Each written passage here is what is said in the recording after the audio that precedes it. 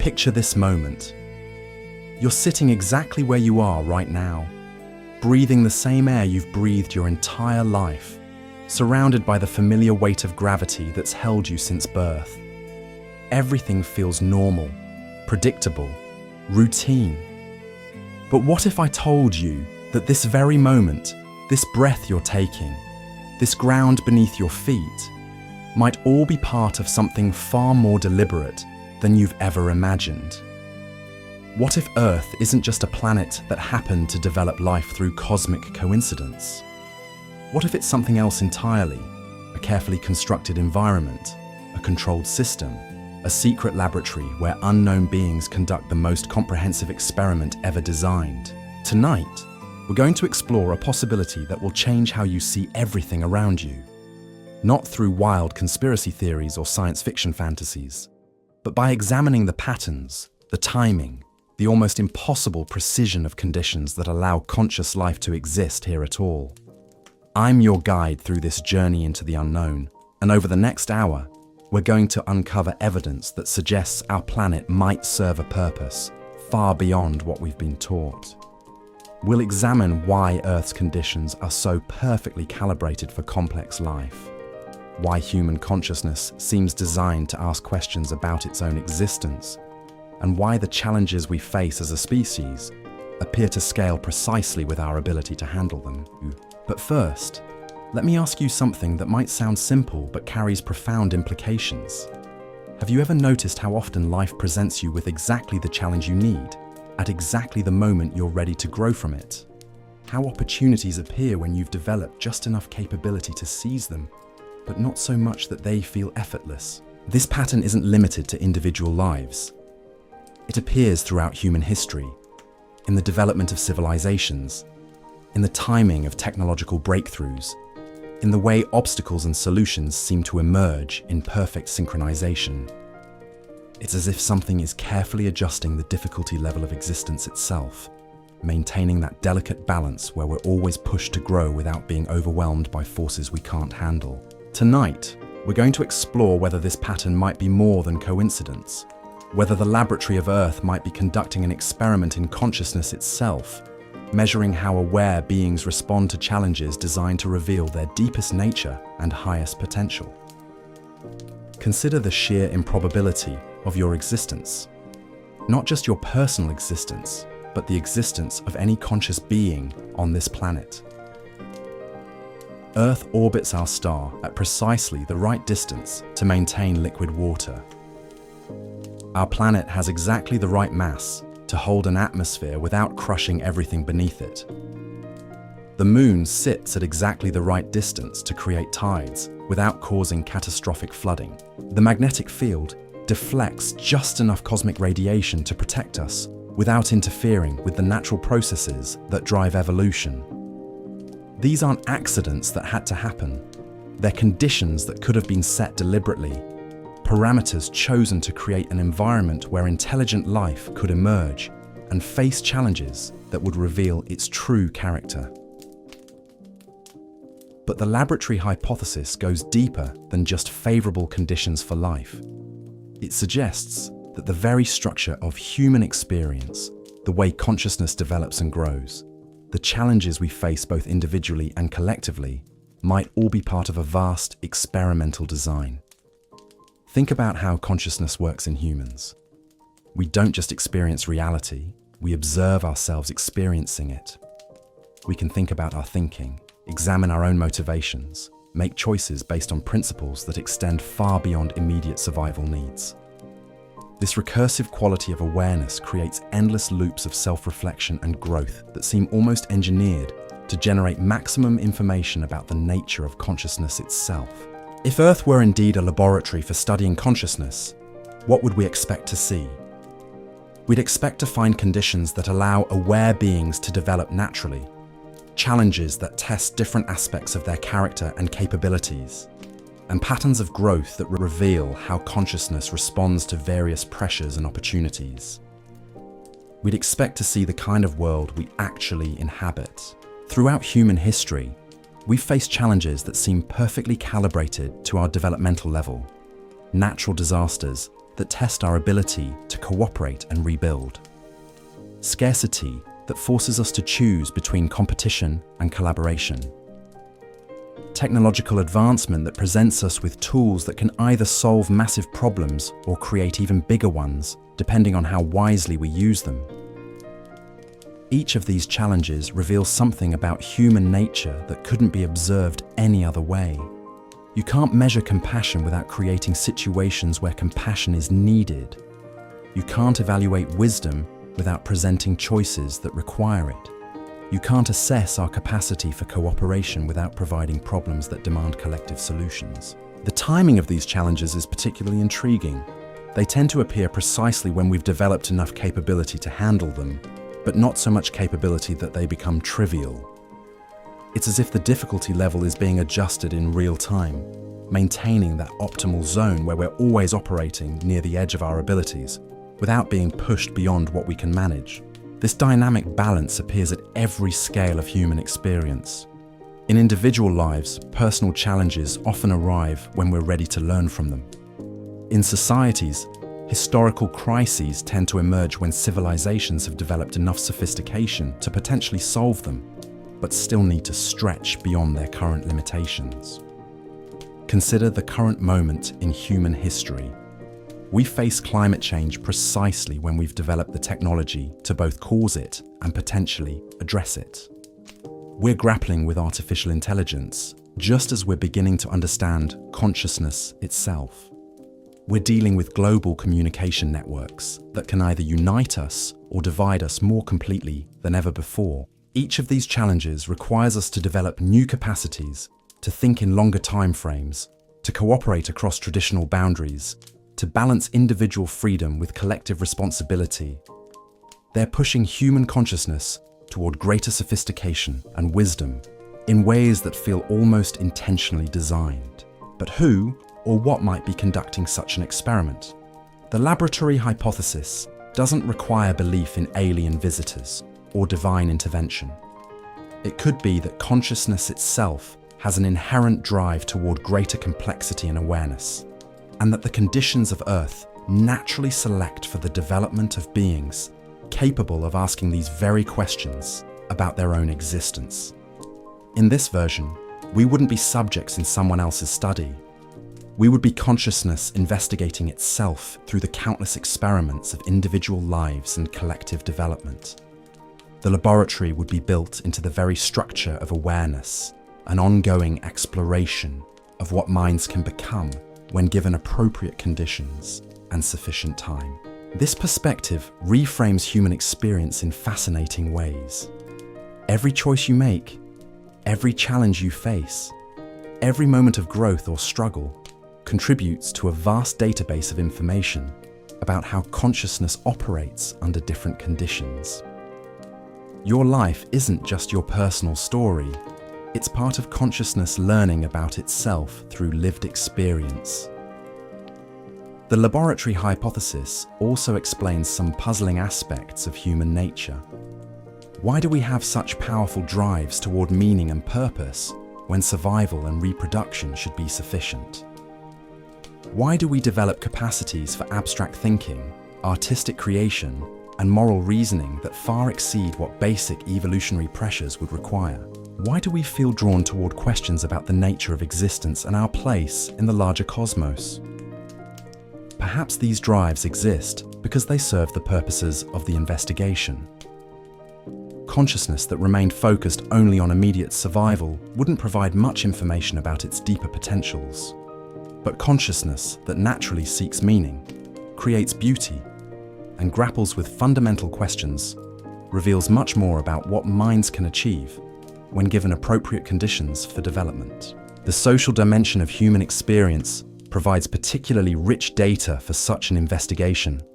How we navigate relationships, resolve conflicts, create communities, and coordinate responses to shared challenges reveals aspects of consciousness that solitary existence could never illuminate.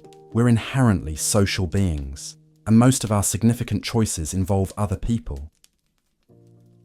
How we treat family members, friends, strangers, and even enemies reveals aspects of our character that isolation could never expose. The laboratory would need to account for these interactions, measuring not just individual development, but the quality of relationships and communities we create together. This social component might explain why both cooperation and conflict seem built into the structure of human existence. We need both to reveal our full range of capabilities. Cooperation shows our capacity for trust, empathy, and shared purpose. Conflict reveals how we handle disagreement, competition, and the temptation to harm others for personal gain. The balance between these forces seems to shift over time in ways that keep both relevant. Periods of relative peace allow for the development of complex social structures and cultural achievements. Periods of conflict test the resilience of those structures and force innovation in response to crisis. If this balance is being maintained deliberately, it suggests a sophisticated understanding of how consciousness develops through social interaction. Too much harmony might lead to stagnation. Too much conflict could prevent the cooperation necessary for complex achievements. The optimal path requires constant recalibration, keeping us in that narrow band where we're challenged to grow without being overwhelmed by forces we can't manage. The modern era presents particularly intriguing evidence for the laboratory hypothesis. The pace of change in every domain of human experience has been accelerating dramatically. Technological advancement, social transformation, global interconnection, environmental challenges, all are progressing at rates that seem designed to test our adaptive capabilities to their limits. This acceleration could indicate that we're approaching a critical phase of whatever experiment might be underway. The basic questions about human nature, our capacity for growth, our ability to cooperate and learn from experience, might be approaching the point where enough data has been gathered to draw some conclusions. The challenges we face today require integrating knowledge across disciplines that have traditionally been separate. We must make decisions about artificial intelligence, genetic engineering, climate intervention, and space exploration that will affect not just our own generation, but potentially all future generations. These choices demand levels of wisdom and foresight that no previous generation has needed to develop. The timing of these capabilities emerging simultaneously might not be coincidental. If we're approaching some kind of graduation threshold in the laboratory of consciousness, then multiple final examinations might be arriving at once. How we handle each individual challenge matters, but how we handle them collectively, how we integrate our responses and maintain coherence across multiple domains of unprecedented complexity, might be the ultimate test. Whether or not we're actually being observed by external intelligences, this framework provides a useful lens for understanding our current situation. We are without question at a pivotal point in the development of consciousness on Earth. The decisions we make about technology, environment, social organization, and the direction of human evolution will shape possibilities we can barely imagine. If we choose to act as if we're participants in a vast investigation of consciousness, as if our choices contribute to something larger than immediate personal outcomes, we might find ourselves making decisions with greater wisdom and longer-term perspective, not because we're trying to impress hypothetical observers, but because that framework encourages us to consider consequences beyond our immediate circumstances. The Laboratory of Earth continues its work through every moment of awareness, every choice between growth and stagnation, every opportunity to demonstrate what consciousness can become when it recognizes its own profound potential. Whether that laboratory was designed by unknown beings or emerged naturally from the deep structure of existence itself, our participation in its ongoing experiment shapes not just our own development, but the future trajectory of awareness in the universe. The patterns become even more intriguing when you examine the precise timing of critical developments throughout human history. Consider how writing systems emerged independently in multiple civilizations around the same period. Despite these cultures having no contact with each other, the development of agriculture, metallurgy, and complex social hierarchies followed remarkably similar timelines across continents separated by vast oceans. This synchronicity suggests something more systematic than random cultural evolution. If Earth functions as a laboratory, These parallel developments might represent controlled variables in a larger experiment, testing how consciousness responds to similar challenges under different environmental and cultural conditions. The laboratory hypothesis gains additional weight when you consider the role of apparent accidents and coincidences in human development. How often have major breakthroughs occurred through serendipitous discoveries, chance encounters, or seemingly random events that led to transformative insights? Alexander Fleming's accidental discovery of penicillin, the chance observation that led to the cosmic microwave background radiation, the unexpected connections that spark artistic and scientific revolutions.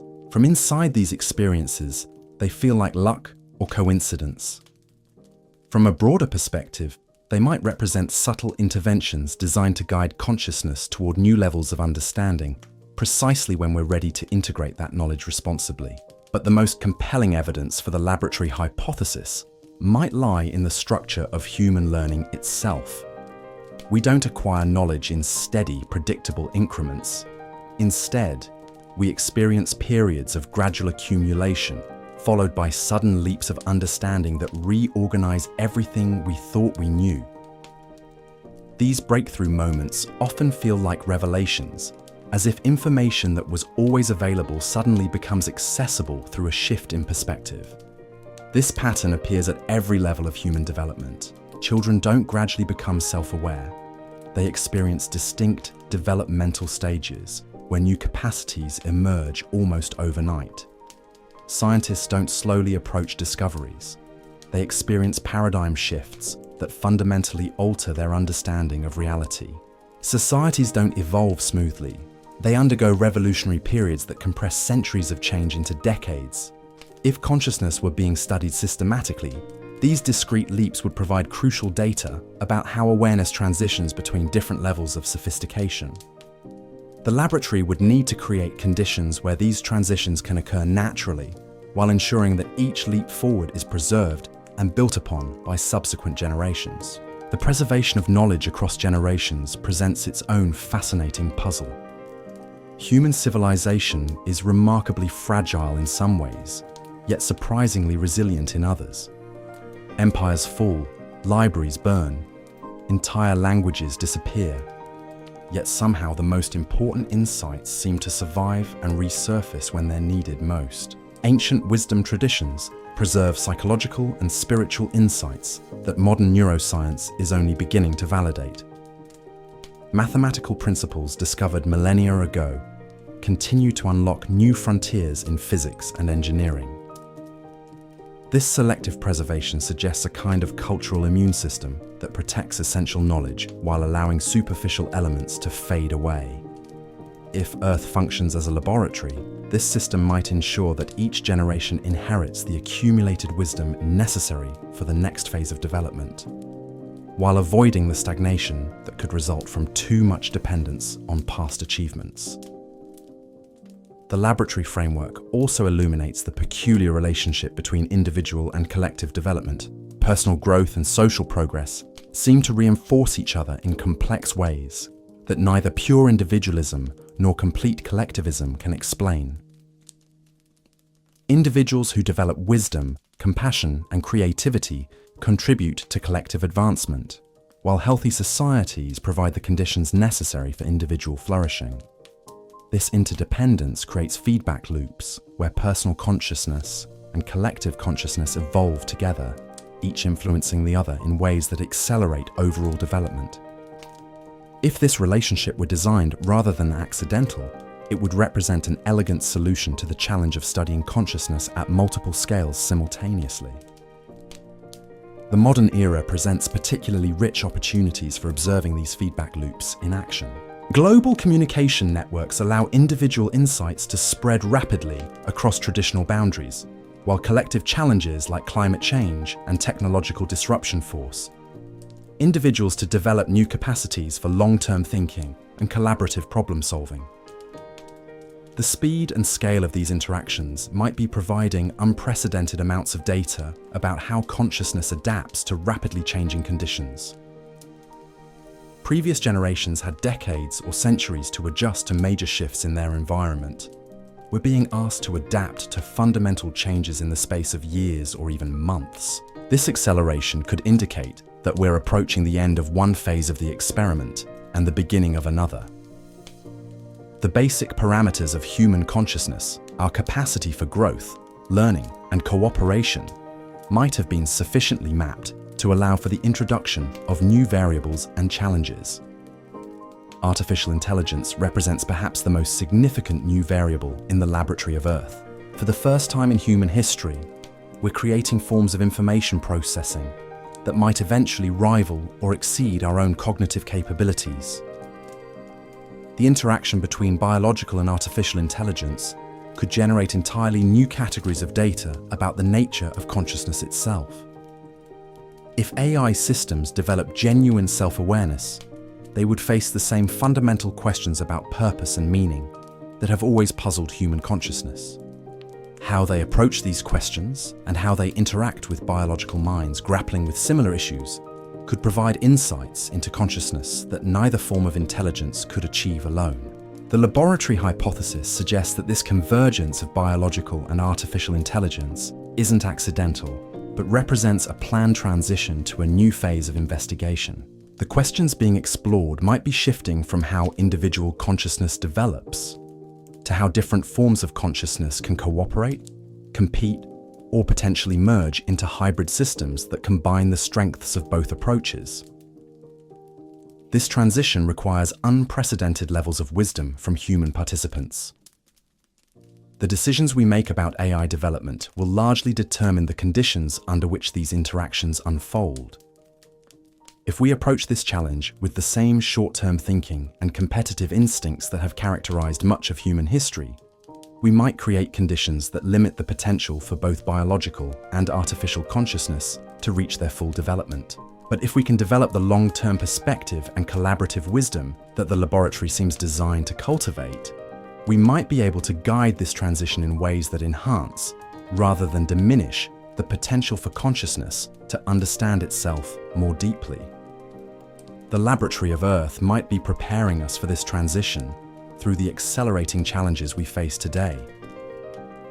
Each crisis that requires global cooperation, each problem that demands integration of knowledge across multiple disciplines, each situation that forces us to think beyond immediate self-interest could be preparing consciousness for the next phase of its development. Whether that development involves spreading beyond Earth to other worlds, merging with artificial intelligence to create new forms of hybrid consciousness, or simply continuing to deepen our understanding of awareness itself, the choices we make now will influence possibilities we can barely imagine.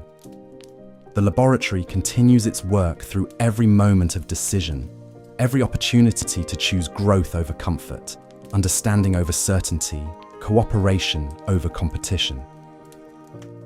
And in that ongoing experiment, we find not just the possibility of external observation, but active participation in consciousness, exploring its own infinite potential through the countless variations of experience that each moment offers. The laboratory's most sophisticated mechanisms might be hidden in the spaces between our conscious thoughts. Have you ever noticed how solutions to complex problems often arrive not during intense concentration, but in moments of relaxation? How creative breakthroughs emerge during walks, showers, or the twilight moments between sleep and waking. This phenomenon suggests that consciousness operates on multiple levels simultaneously, processing information through pathways we're barely aware of. If Earth functions as a research facility for consciousness, these background processes might be where the most important data collection occurs. The laboratory wouldn't just be measuring our deliberate choices and conscious responses. It would be monitoring the subtle ways awareness reorganizes itself when we're not actively directing it, the patterns that emerge when consciousness is allowed to flow naturally without interference from our analytical minds. This deeper level of observation would explain why meditation practices and contemplative traditions have emerged independently across every human culture. These techniques don't just provide personal benefits. They might serve as windows into the fundamental operations of consciousness itself. When we learn to observe our thoughts without being consumed by them, when we develop the capacity to witness our own awareness, we're participating in consciousness, studying itself through direct experience. The laboratory might be particularly interested in these moments of meta-awareness, when consciousness becomes conscious of its own processes.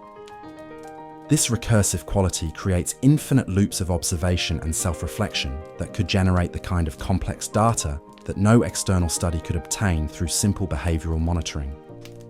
Consider how this recursive awareness manifests in human creativity. Artists don't just create, they observe themselves creating and adjust their process based on that observation. Scientists don't just discover, they develop increasingly sophisticated methods for ensuring their discoveries are genuine rather than artifacts of their own expectations. Philosophers don't just think, they examine the very foundations of thought itself. Each of these activities represents consciousness pushing against its own boundaries, exploring the edges of what awareness can accomplish when it turns its attention toward its own nature. If the laboratory is designed to map the full potential of conscious beings, these recursive explorations would provide crucial information about consciousness at its most sophisticated levels. The timing of when individuals develop this recursive awareness varies dramatically, but the pattern itself appears universal. Some people encounter these deeper levels of self-observation early in life through natural contemplative tendencies or significant life experiences. Others develop it gradually through education, therapy, or spiritual practices. Still others seem to avoid it entirely, remaining focused primarily on external goals and immediate concerns. This variation in developmental timing might be another controlled aspect of the laboratory. Different pathways to self-awareness could reveal how consciousness responds to various triggers and conditions.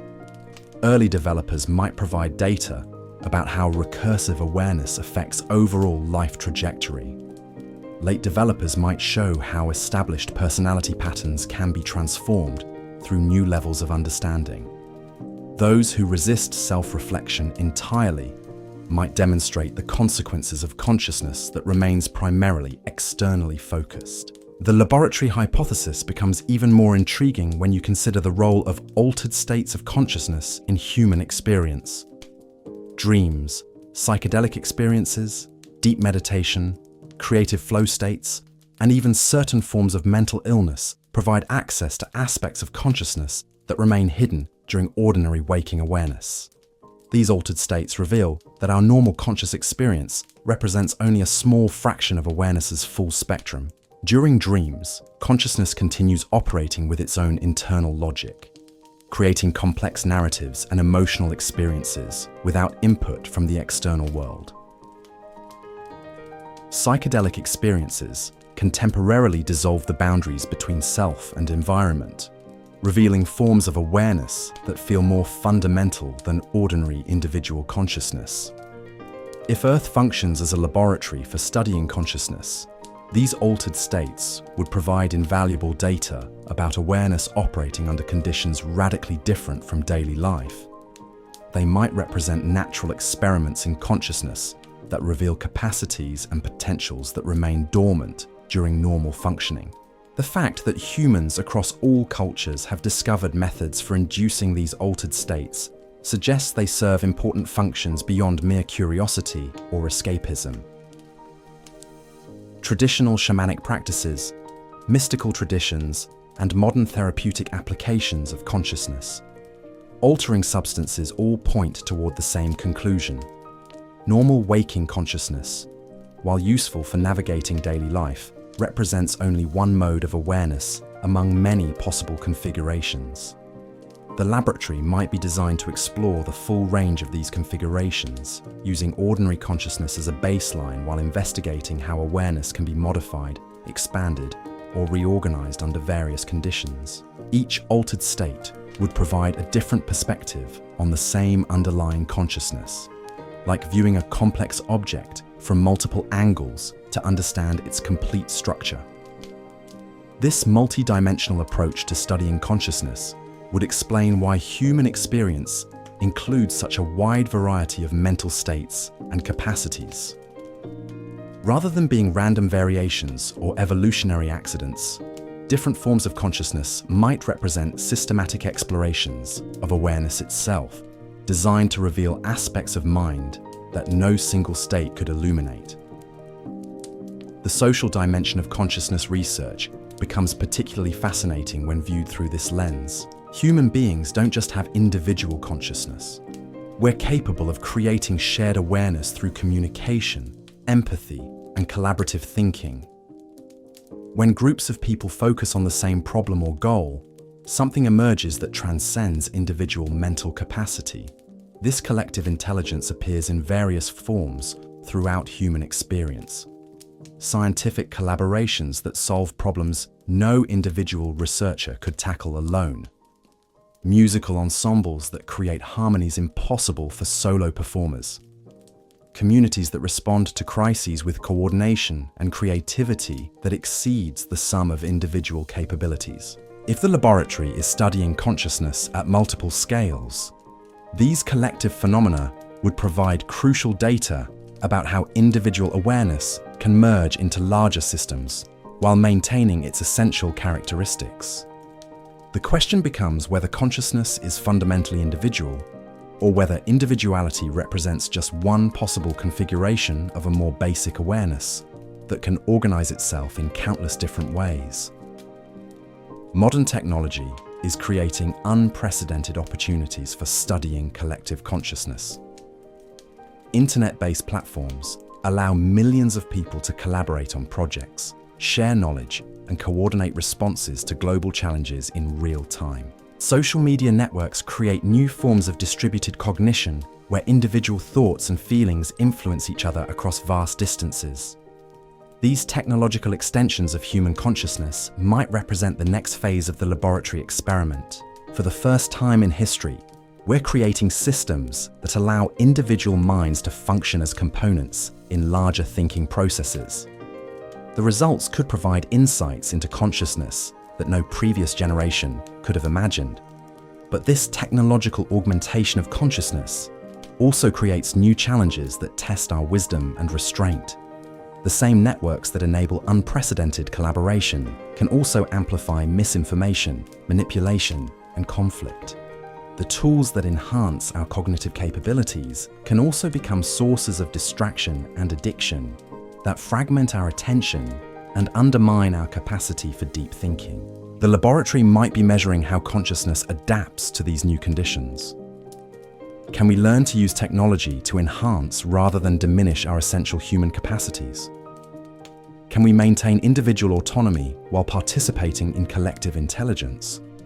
Can we preserve the qualities that make consciousness valuable while allowing it to evolve beyond its current limitations? These questions become particularly urgent as we approach the development of artificial intelligence systems that might rival or exceed human cognitive performance.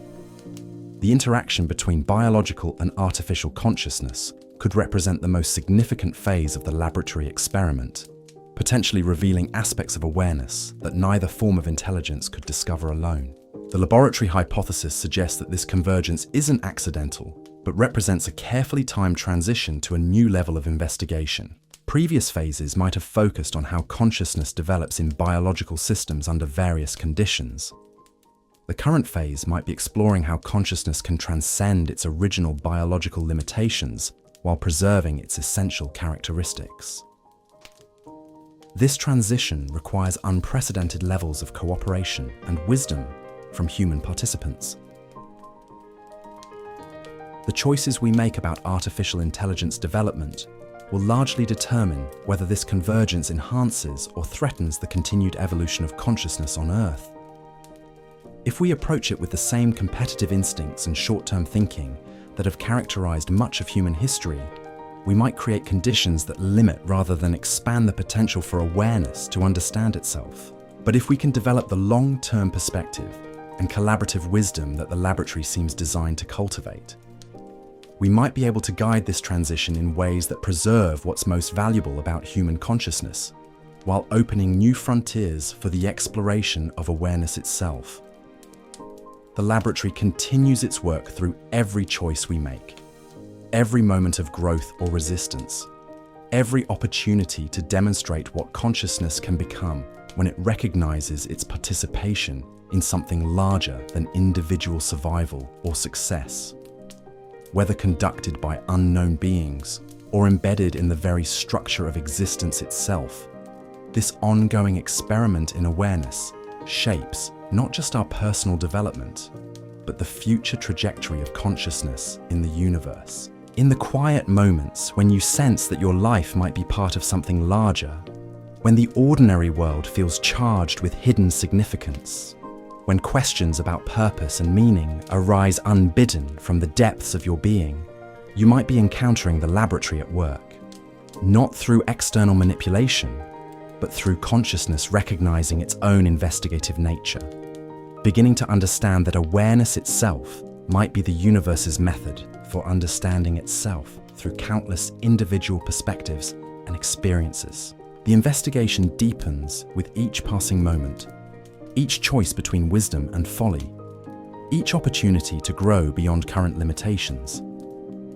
And in that deepening, we find not answers to the mystery of existence, but active participation in whatever purpose emerges from consciousness exploring its own infinite potential through the laboratory of lived experience.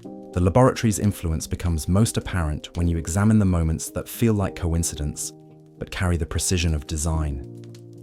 How many times have you encountered exactly the right person at exactly the right moment? How often has a book, a conversation, or even a random observation provided the insight you needed just when you needed it most? These synchronicities accumulate over a lifetime, creating a pattern too consistent to dismiss as mere chance. If Earth functions as a consciousness laboratory, these apparent coincidences might represent subtle course corrections, gentle nudges that guide awareness toward experiences that will generate the most valuable data. Not heavy-handed manipulation, but delicate adjustments that preserve free will while ensuring that consciousness encounters the full range of challenges and opportunities necessary for complete development. Consider how often major life transitions arrive with perfect timing. Career opportunities that appear just as you've developed the skills to handle them. Relationships that enter your life when you're ready to learn what they can teach. Personal crises that force growth precisely when you have enough resilience to survive the transformation, but not so much that change becomes unnecessary. This calibration operates at scales far beyond individual experience. Historical moments of great transformation seem to arrive when humanity has developed just enough capability to navigate them successfully, but not so much that the challenges become trivial. The Renaissance emerged when printing technology could spread new ideas. The Industrial Revolution coincided with population growth that provided both workers and markets. The digital age arrived as global communication became essential for addressing planetary-scale problems. Each era presents humanity with challenges that require us to develop new capacities while building upon previous achievements. The laboratory might be designed to ensure continuous growth without overwhelming the subjects with changes they cannot integrate meaningfully. The most sophisticated aspect of this design might be how it accounts for the diversity of human consciousness. No two people develop along identical pathways, yet somehow this variety contributes to an overall pattern of species-wide advancement. Individual differences in temperament, intelligence, creativity, and wisdom create a rich ecosystem of consciousness that explores every possible approach to awareness and understanding. Some individuals gravitate toward analytical thinking, pushing the boundaries of scientific knowledge through rigorous investigation of physical reality. Others develop intuitive capabilities that reveal patterns and connections invisible to purely rational analysis. Still others focus on emotional intelligence, mastering the subtle art of human relationship and social coordination. Each pathway provides unique data about consciousness, operating under different conditions and priorities. The laboratory would need to account for this diversity, ensuring that all major approaches to consciousness development are represented and tested across the full spectrum of human experience. Rather than seeking uniformity, The experiment might value variety as evidence of awareness's remarkable adaptability and creative potential.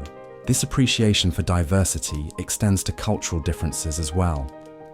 Human societies have developed radically different approaches to organizing collective life, from nomadic hunter-gatherer bands to complex urban civilizations.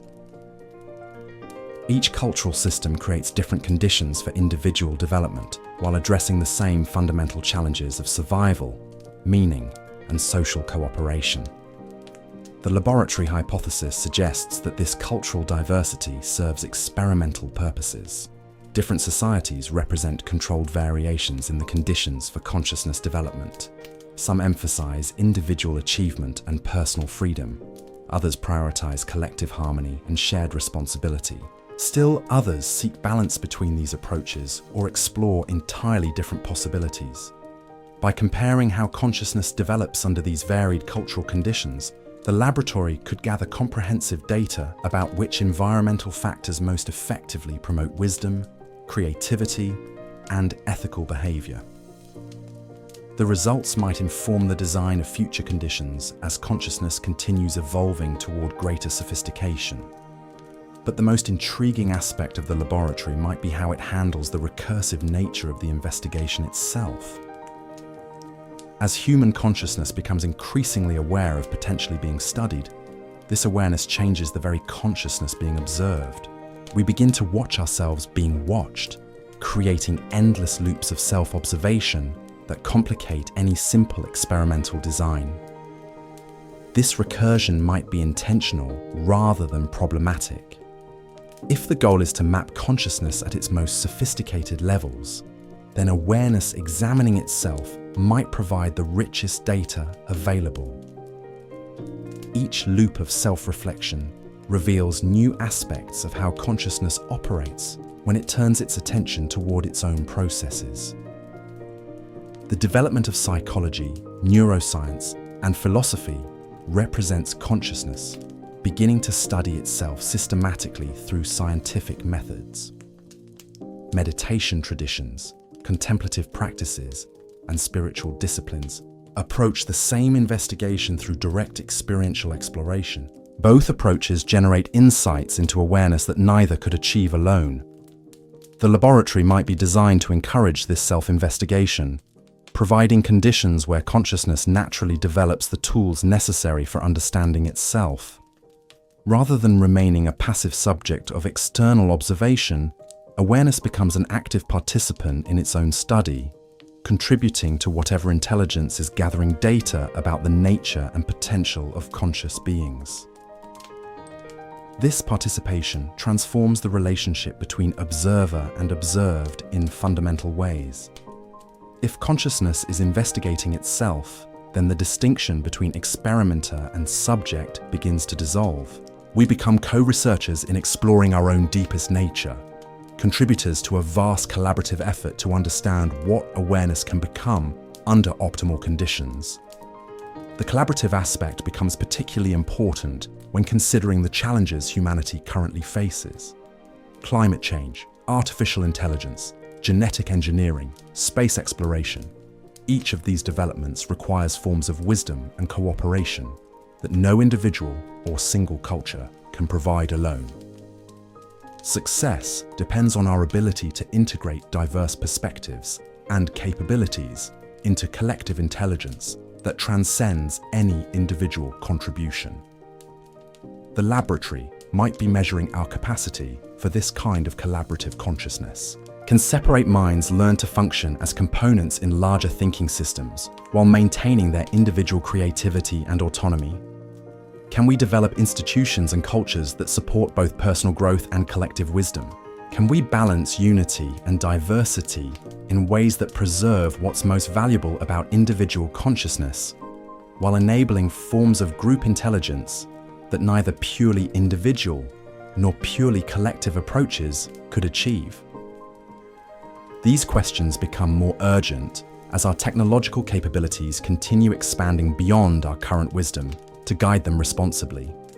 We're rapidly approaching the point where individual decisions can have global consequences, where local actions affect distant communities, where present choices determine possibilities for generations, will never meet. If the laboratory is designed to test consciousness under increasing levels of responsibility and interconnection, then our current historical moment might represent a crucial threshold. The decisions we make about technology, environment, and social organization could determine whether human consciousness continues developing toward greater wisdom and capability, or becomes trapped in patterns that limit its potential for continued growth. The laboratory hypothesis reframes these challenges as opportunities rather than threats. Each crisis that requires unprecedented cooperation, each problem that demands integration of knowledge across traditional boundaries, each situation that forces us to think beyond immediate self-interest could be preparing consciousness for whatever comes next in its development. The preparation involves more than just accumulating knowledge or developing new technologies. It requires fundamental shifts in how we understand ourselves and our relationship to the larger systems we're embedded within. Individual identity must expand to include recognition of interconnection with all life. Short-term thinking must give way to consideration of long-term consequences. Competitive instincts must be balanced with collaborative wisdom. These shifts don't eliminate individual consciousness, but contextualize it within broader patterns of awareness that encompass but transcend personal identity. The laboratory might be measuring whether consciousness can make this transition successfully, or whether it will remain trapped in patterns of separation and conflict that prevent the emergence of more sophisticated forms of collective intelligence. The outcome depends not on any single individual or group, but on the quality of consciousness we develop collectively as we face challenges that require the best of human wisdom, creativity, and cooperation. Each person who chooses growth over comfort, understanding over certainty, connection over isolation, contributes to results that none of us can achieve alone, but all of us help create together. The laboratory continues its work through every moment of choice, every opportunity to demonstrate what consciousness can become when it recognizes its participation in something larger than individual survival or success. Whether conducted by external intelligences or embedded in the deep structure of existence itself, this ongoing experiment shapes not just our personal development, but the trajectory of awareness in the universe. And in those quiet moments when the ordinary world feels charged with hidden significance, when questions about purpose and meaning arise from depths you didn't know you possessed, when you sense your participation in patterns too vast to comprehend fully, you might be encountering the laboratory at its most subtle and profound level of operation. Not through external control, but through consciousness recognizing its own investigative nature and beginning to understand that awareness itself might be the universe's method for understanding itself through countless individual perspectives, exploring the infinite mystery of what it means to be conscious in a cosmos that continues revealing new depths of complexity and wonder. The investigation deepens through each breath, each choice, each moment, when awareness encounters itself and chooses to grow beyond its current limitations toward possibilities that remain forever, just beyond the horizon of current understanding, beckoning consciousness forward into territories of experience and insight that no previous generation has explored, where the laboratory of Earth continues gathering data about what minds can become when given optimal conditions for development and the courage to embrace their own unlimited potential for growth and transformation. The laboratory reveals its most profound mechanisms through what we might call the architecture of human attention itself. Notice how your awareness operates like a spotlight that can narrow to examine a single thought, or expand to encompass vast landscapes of possibility. This isn't just a useful feature of consciousness. It's precisely the kind of flexible, investigative tool that would be necessary for a comprehensive study of awareness itself.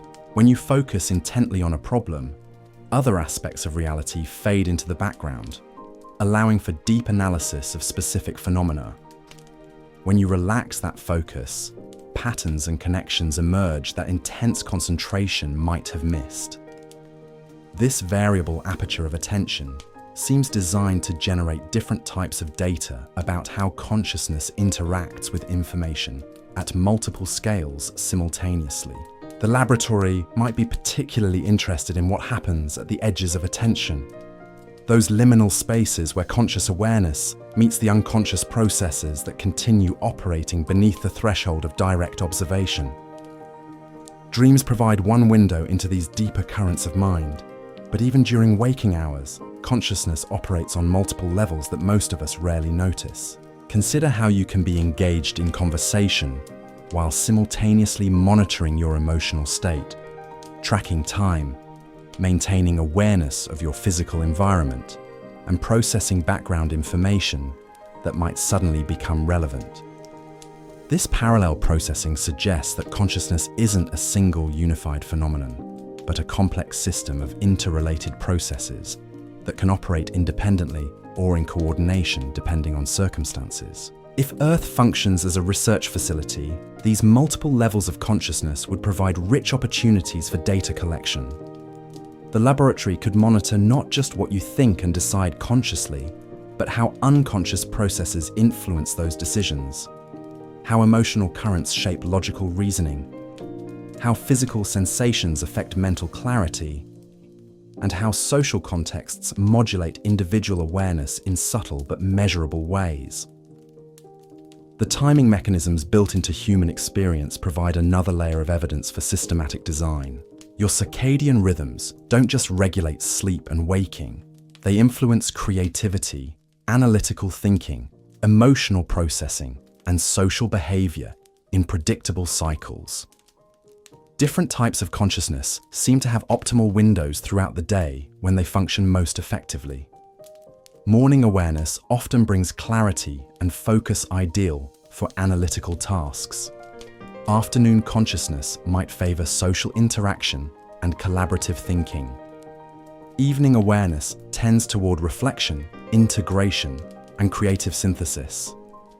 These natural rhythms create conditions where consciousness can be studied under varying internal states without any external intervention. The laboratory would simply need to observe how awareness operates differently throughout these natural cycles, gathering data about which types of thinking and decision-making occur most effectively under different neurochemical and energetic conditions. Over millions of individual lifetimes, these observations would create a comprehensive map of consciousness operating under every possible internal configuration. But perhaps the most elegant aspect of the laboratory design lies in how it uses uncertainty itself as an investigative tool. Human life is characterized by fundamental uncertainty about outcomes, meaning, and purpose. You can never know for certain how your choices will affect the future, whether your beliefs about reality are accurate, or what consequences will flow from your actions across time. This uncertainty isn't a design flaw that makes life difficult. It's precisely the condition necessary for studying authentic consciousness. If you knew exactly what would happen as a result of every choice, your decisions would become mechanical rather than genuinely conscious. Uncertainty preserves the space where real awareness operates, where values, wisdom, and character reveal themselves through how you navigate unknown territory. The laboratory maintains this uncertainty at every level of human experience. You don't know what tomorrow will bring, what other people are really thinking, or even what you yourself will want or believe in the future. This pervasive uncertainty creates conditions where consciousness must develop its deepest capacities for judgment, discernment, and adaptive intelligence.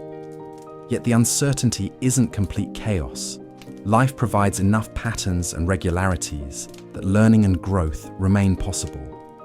You can develop skills, build relationships, create meaning, and make progress toward goals, even without certainty about ultimate outcomes.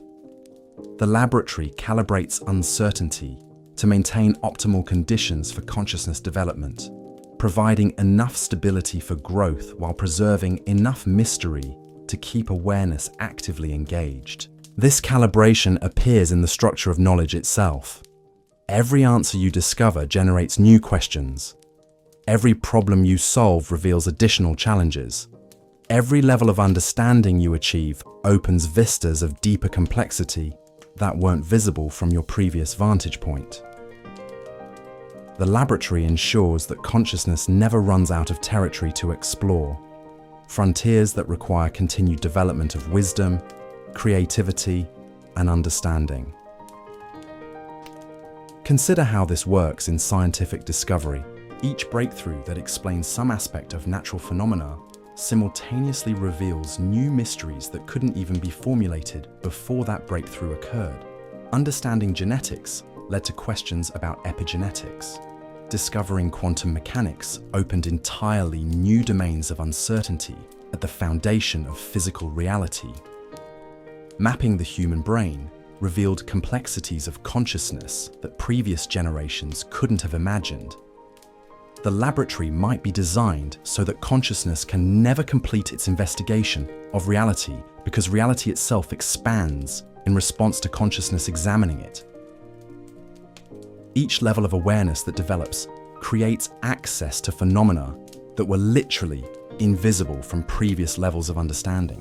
The universe becomes more complex as consciousness becomes more sophisticated, ensuring that the investigation never reaches a final conclusion, but continues deepening indefinitely. This dynamic relationship between consciousness and reality suggests that the laboratory isn't just studying passive subjects, but actively collaborating with awareness itself in exploring the deepest possibilities of existence. The boundary between observer and observed dissolves as consciousness recognizes its participation in creating the very reality it's investigating.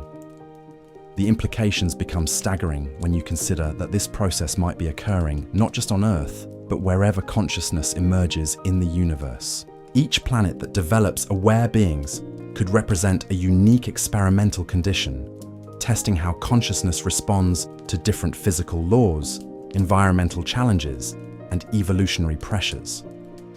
Earth's laboratory might be just one node in a vast network of consciousness, research extending across cosmic scales of space and time. The data gathered here could contribute to understanding awareness as a fundamental feature of the universe, rather than an accidental byproduct of biological complexity on a single world. This cosmic perspective reframes human experience in profound ways. Your individual life isn't just your personal story, or even a contribution to human civilization. It's part of consciousness exploring its own nature on a universal scale, helping to answer questions about awareness that extend far beyond terrestrial concerns. Every moment of growth, every insight into the nature of mind, every expansion of compassion or wisdom contributes to a vast database of information about what consciousness can become under various conditions. The Laboratory of Earth feeds this data into networks of investigation that might span galaxies, contributing to research projects that dwarf any conceivable human timeframe. Yet this cosmic context doesn't diminish the importance of individual experience. If consciousness is indeed investigating itself through countless individual perspectives, then each person's unique journey through awareness provides irreplaceable data that no other being could contribute. Your particular combination of genetics, environment, experiences, and choices creates a one-time experiment in consciousness that will never be repeated exactly. The laboratory values this uniqueness because diversity generates more comprehensive data than uniformity ever could. Every possible approach to consciousness development needs to be explored. Every potential response to life's challenges needs to be tested. Every conceivable pathway to wisdom and understanding needs to be mapped through actual lived experience.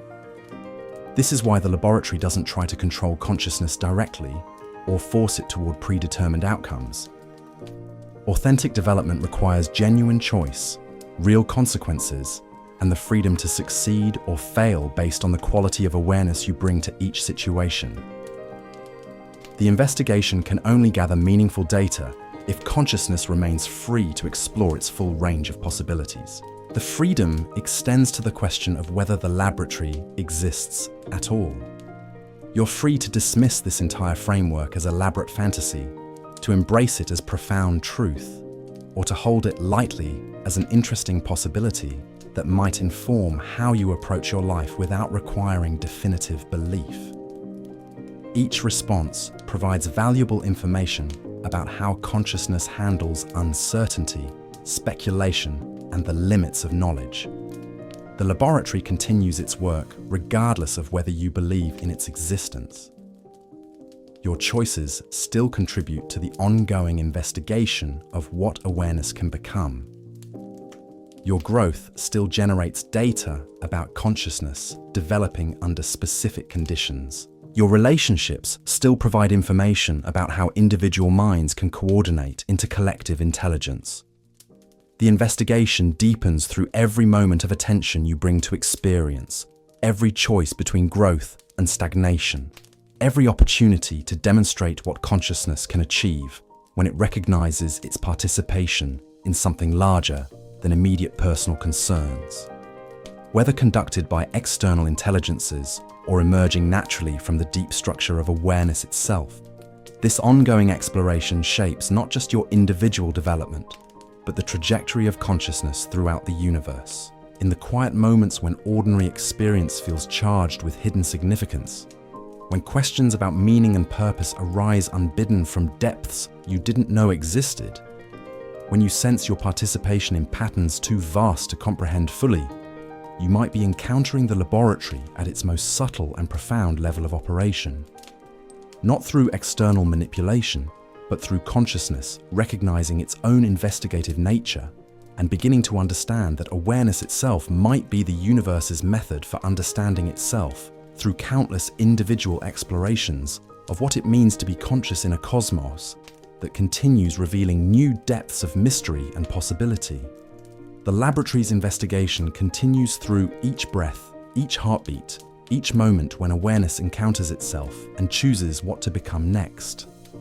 And in that ongoing exploration, we find not proof of external observation, but participation in whatever purpose emerges from consciousness, discovering its own infinite potential through the endless variations of experience that each moment offers to minds willing to embrace their role as both subject and researcher in the greatest experiment ever conceived. Human memory provides another fascinating window into the laboratory's operations. Notice how your recollection of events changes over time, not just fading, but actually transforming. Details shift. Emotional coloring intensifies or softens. Significance rearranges itself as new experiences provide different contexts for understanding the past. This isn't simply decay or distortion. Memory appears to be an active reconstruction process that serves consciousness development rather than mere historical accuracy. The laboratory might be using memory's plasticity to ensure that past experiences continue generating insights long after they occurred, allowing consciousness to extract maximum learning from each event across multiple temporal perspectives. Consider how differently you understand childhood experiences now compared to how you understood them when they happened. Relationships that seemed simple reveal hidden complexities. Events that felt random show patterns that only became visible with accumulated wisdom. Choices that appeared insignificant prove to have shaped your entire developmental trajectory in ways you couldn't have predicted. This retrospective insight generation suggests that the laboratory designs experiences to yield their deepest lessons gradually rather than immediately. Consciousness needs time to develop the frameworks necessary for understanding certain types of information. A 20-year-old and a 60-year-old can witness identical events, but extract completely different forms of wisdom, because their consciousness has developed different capacities for pattern recognition and meaning-making. The laboratory might sequence experiences to ensure optimal timing for various insights. Early experiences plant seeds of understanding that germinate only when later experiences provide the proper conditions. The delay between planting and harvest allows consciousness to develop the maturity necessary for integrating profound insights without being overwhelmed by their implications. This temporal architecture of learning appears throughout human development. Children absorb languages effortlessly, but struggle with abstract moral reasoning. Adolescents develop logical thinking, but often lack emotional regulation. Young adults gain independence, but may struggle with long-term perspective. Each life stage provides optimal conditions for developing certain capacities while preparing the foundation for capabilities that will emerge later. The laboratory might be designed to ensure that consciousness develops in proper sequence, with each stage building upon previous achievements while preparing for future challenges. Attempting to accelerate this process artificially often creates problems because later stages require not just intellectual understanding, but embodied wisdom that can only emerge through lived experience across time. The role of forgetting becomes equally intriguing when viewed through this lens. Why does consciousness naturally release detailed memories of routine experiences while preserving vivid recollections of emotionally significant events? This selective retention suggests that memory serves consciousness development rather than comprehensive historical recording. The laboratory might use forgetting to prevent consciousness from becoming overwhelmed by excessive detail, while ensuring that experiences containing the most valuable developmental information remain accessible. Routine events fade because they provide limited insight once their lessons have been extracted. Significant events persist because they continue generating new understanding as consciousness develops greater capacity for meaning-making. Even traumatic experiences, despite their painful nature, often prove to be crucial sources of growth and wisdom when processed successfully over time. The laboratory doesn't protect consciousness from difficulty, but rather provides challenges calibrated to promote maximum development while remaining within the range of what awareness can ultimately integrate constructively. This principle extends to collective human experience as well. Historical events that seem catastrophic from immediate perspectives often prove to be crucial turning points that accelerated consciousness development in directions that would have been impossible through gradual change alone. Wars force rapid technological and social innovation. Economic crises destroy outdated systems while creating space for more adaptive approaches. Natural disasters reveal both human vulnerability and remarkable capacities for cooperation and resilience. The laboratory might orchestrate collective challenges with the same precision it applies to individual development, ensuring that human civilization faces obstacles that promote growth without exceeding our species' capacity for constructive response. The timing of major historical transitions suggests a level of coordination that transcends what any individual or group could plan deliberately. Consider how the development of global communication networks coincided with environmental challenges that require unprecedented international cooperation. How the emergence of artificial intelligence corresponds with humanity's need to understand consciousness itself more deeply. How space exploration capabilities are developing just as Earth's resources face increasing pressure from population growth and environmental change. These convergences could represent the laboratory preparing consciousness for its next phase of development. Previous phases might have focused on individual awareness, then social cooperation, then technological capability. The current phase might involve integrating all these developments into forms of collective intelligence capable of addressing challenges that transcend any previous scale of human experience. The integration requires new forms of consciousness that preserve individual creativity and autonomy, while enabling collective coordination across traditional boundaries of culture, nationality, and ideology. This represents perhaps the most sophisticated challenge the laboratory has presented to human consciousness, demanding levels of wisdom and cooperation that no previous generation needed to develop. Yet the tools necessary for meeting this challenge seem to be emerging precisely when they're needed most. Global communication enables unprecedented coordination.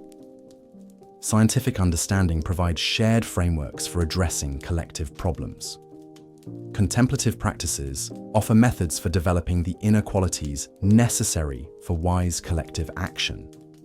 The laboratory might be providing everything consciousness needs to succeed at this transition, while preserving the uncertainty and challenge necessary for authentic development. The outcome depends not on external intervention, but on the quality of awareness human beings bring to recognizing their interdependence and choosing cooperation over competition when facing shared challenges.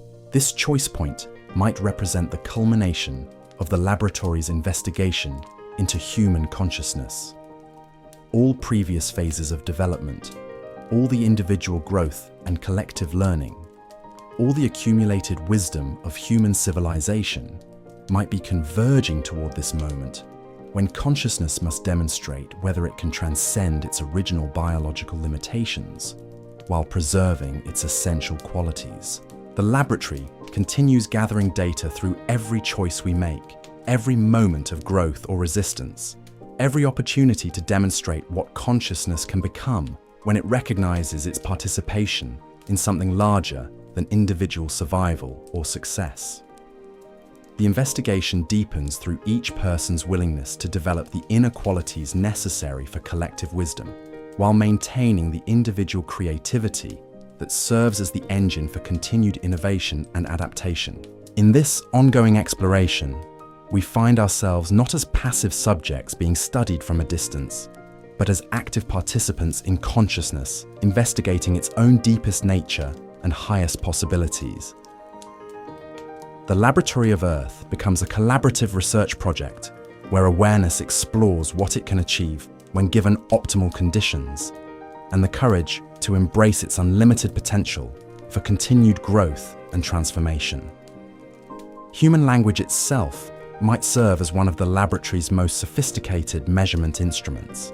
The words you choose, the metaphors that resonate with your experience, the concepts that feel meaningful or empty, all provide detailed information about the current state and developmental trajectory of your consciousness. Language isn't just a tool for communication, but a living map of awareness.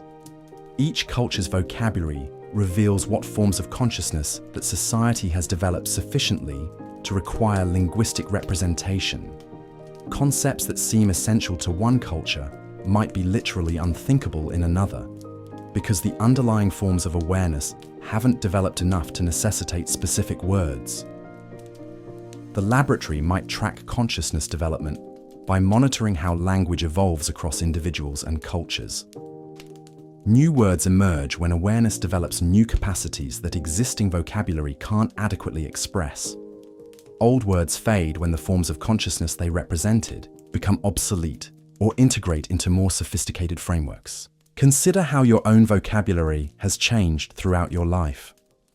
Words that felt profound during adolescence might now seem simplistic. Concepts that once confused you now feel obvious. Ideas that you couldn't have formulated years ago now seem central to your understanding of reality.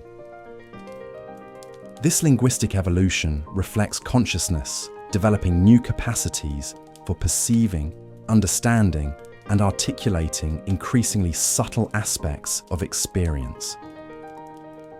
The laboratory could monitor these changes across millions of individual linguistic developments to map how consciousness typically evolves under various conditions. Patterns in vocabulary acquisition and usage might reveal optimal pathways for awareness development that could inform the design of future experimental conditions. Poetry and artistic expression provide particularly rich data sources because they represent consciousness pushing against the boundaries of conventional language to express insights that ordinary vocabulary cannot capture. When poets invent new metaphors, or artists create novel forms of expression, they're extending the reach of human consciousness into territories that were previously inaccessible to direct communication. The laboratory might be especially interested in these creative extensions of language because they reveal consciousness at its most innovative and exploratory. Each successful artistic creation that expands the possibilities for human expression provides evidence of awareness, discovering new aspects of its own nature through the process of attempting to share inner experience with others. The phenomenon of translation between languages offers another window into consciousness research. When concepts from one culture prove difficult or impossible to translate directly into another language, it reveals different forms of awareness that have developed under different conditions. The laboratory could study these translation challenges to understand how environmental and cultural factors influence consciousness development in specific directions. Some languages contain words for emotional states that other cultures don't recognize as distinct experiences. Some vocabularies include spatial or temporal concepts, that fundamentally alter how speakers perceive reality. Some linguistic structures embed assumptions about causation, relationship, and identity that shape consciousness in ways speakers might never notice consciously. The laboratory might use linguistic diversity as a natural experiment in consciousness, comparing how different language structures influence the development of awareness across cultures. The results could reveal which aspects of consciousness are universal and which are malleable depending on environmental conditions and cultural emphasis. The emergence of technical vocabularies in science, technology, and specialized fields represents consciousness developing new capacities for understanding reality at increasing levels of precision and sophistication. Each new scientific term represents a conceptual breakthrough that allows awareness to perceive and manipulate aspects of reality that were previously invisible or inaccessible. The laboratory could track the rate and direction of vocabulary expansion as an indicator of consciousness evolution. Periods of rapid linguistic innovation might correspond to accelerated awareness development, while linguistic stagnation might indicate consciousness reaching temporary plateaus that require new challenges to stimulate continued growth. Digital communication is creating unprecedented opportunities for studying language and consciousness development in real time across global populations. Every text message, email, social media post, and online comment provides data about how individual consciousness expresses itself linguistically under various emotional states, social contexts, and environmental conditions. The laboratory might be analyzing this vast linguistic data set to identify patterns in consciousness development that were impossible to detect when communication was limited to face-to-face interaction or written documents. The speed and scale of digital communication could accelerate the investigation by providing massive amounts of data about how awareness operates under the specific conditions of contemporary technological civilization. But the most intriguing aspect of language as a consciousness research tool might be its recursive nature. Humans don't just use language to describe experience, they use language to think about language itself.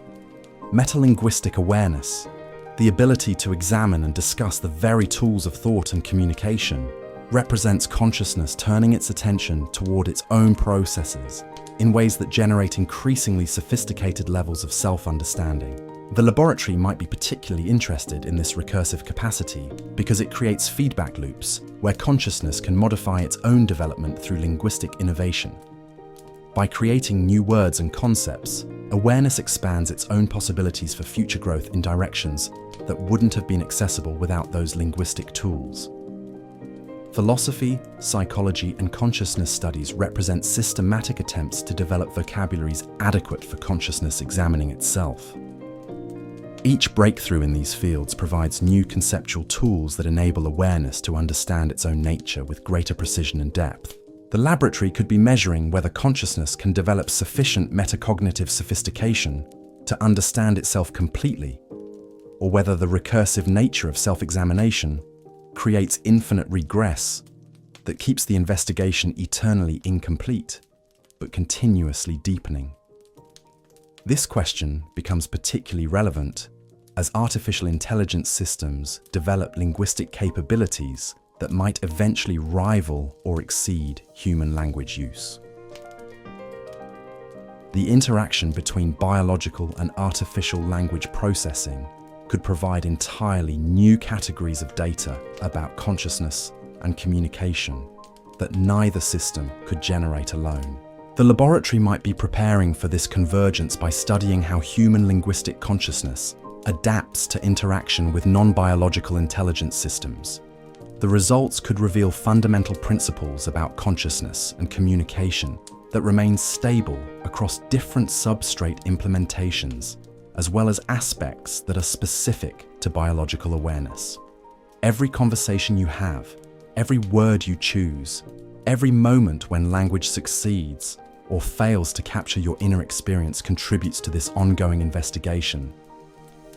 The laboratory continues gathering data about consciousness through the endless variations of linguistic expression that emerge from billions of individual minds attempting to understand themselves and communicate that understanding to others. In the spaces between words, in the silence that gives meaning to speech, in the ineffable experiences that language can only point toward but never fully capture.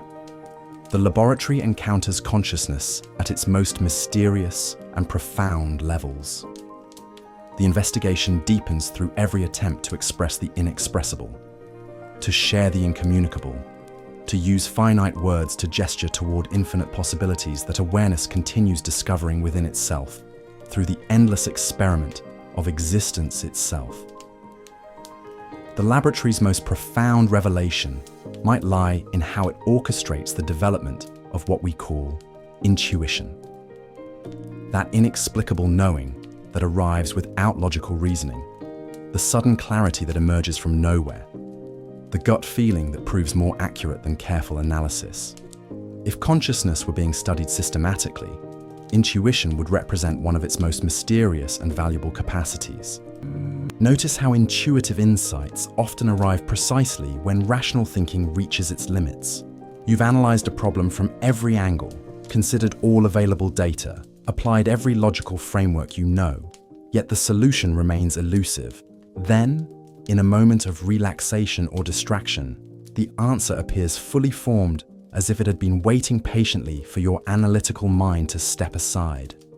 This timing suggests that consciousness operates through multiple processing systems that function according to different principles and timescales.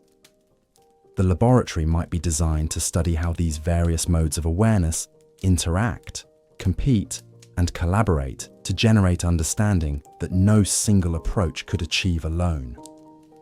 Rational thinking excels at breaking complex problems into manageable components, analyzing relationships between variables, and building systematic frameworks for understanding specific domains of experience. But rationality operates within the constraints of existing knowledge and established logical structures, making it less effective when facing genuinely novel situations that require creative leaps beyond current understanding.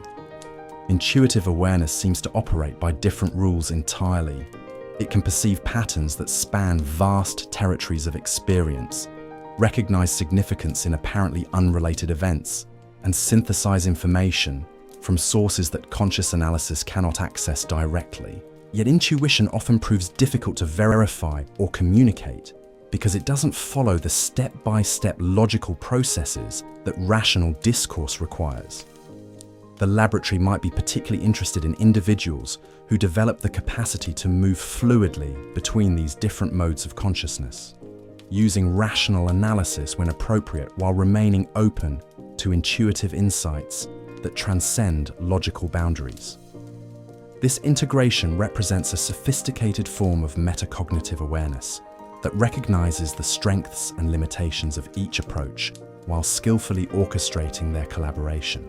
Consider how this integration manifests in various fields of human endeavor. Scientific breakthroughs often begin with intuitive hunches that guide researchers toward promising avenues of investigation. But these insights must then be tested through rigorous rational analysis to distinguish genuine discoveries from wishful thinking. Artistic creation frequently emerges from non-rational inspiration, but successful artists develop technical skills and critical judgment that help them refine their initial intuitions into meaningful expressions. The laboratory could be measuring consciousness development by observing how individuals learn to balance these complementary approaches to understanding. Those who rely exclusively on rational analysis might develop impressive technical competence but struggle with creative innovation or wisdom that transcends logical frameworks.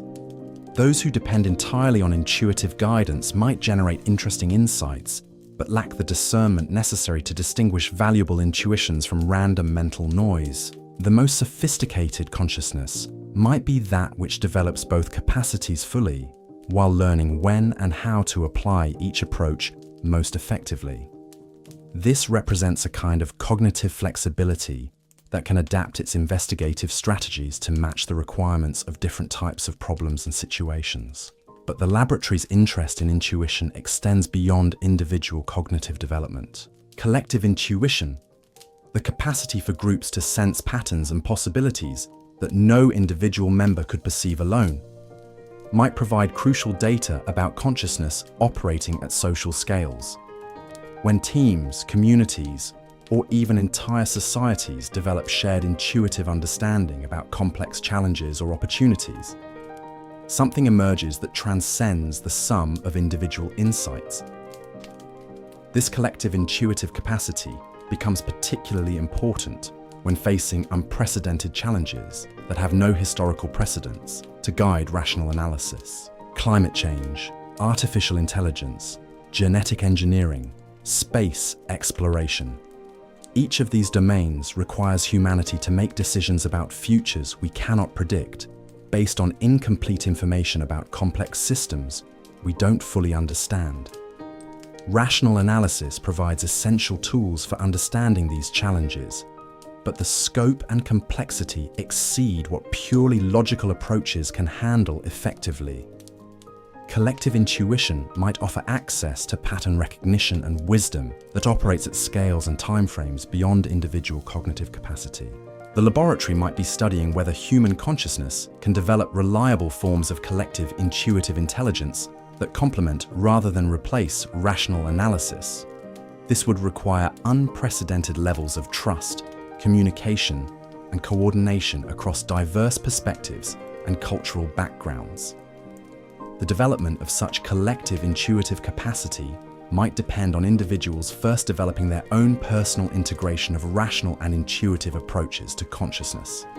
You cannot contribute effectively to group intuition if you haven't learned to distinguish between genuine insight and personal projection, between wisdom that serves larger purposes and desires that serve only immediate self-interest. This personal development requires what contemplative traditions have long recognized as essential spiritual work: the cultivation of inner clarity, emotional balance, and ethical discernment that allows consciousness to perceive reality accurately rather than through the distorting filters of fear, desire, and unconscious assumption. The laboratory might be particularly interested in how individuals develop these inner qualities because they seem prerequisite for consciousness operating at its highest levels of effectiveness and wisdom.